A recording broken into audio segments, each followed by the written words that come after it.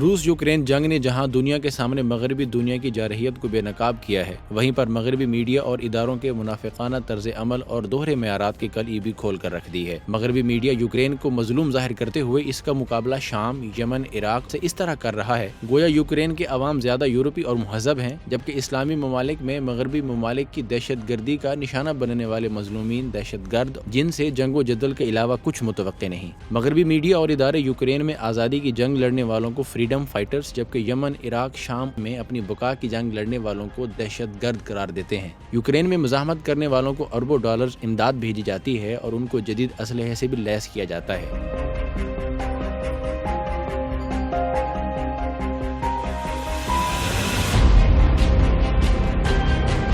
جبکہ اسلامی ممالک میں مزاحمتی گروہوں پر سخت ترین پابندیاں عائد کی جاتی ہیں۔ روس اور یوکرین کی جنگ کا انجام کچھ بھی ہو، لیکن اس معاملے نے مغربی دنیا کی سفاکیت اور منافقت کو پوری دنیا کے سامنے کھول کر رکھ دیا ہے کہ ان کے لیے یورپی ممالک میں رہنے والے افراد ہی انسان ہیں، انہی کے حقوق ہیں۔ باقی اسلامی ممالک میں رہنے والے کروڑوں انسانوں کے خلاف جارحیت گویا مغربی اقوام کا حق ہے۔ مسلم ممالک کو اپنی حمیت اور غیرت بیدار کر کے ان سفاک ممالک کو جرائم کا جواب دہ بنانا چاہیے۔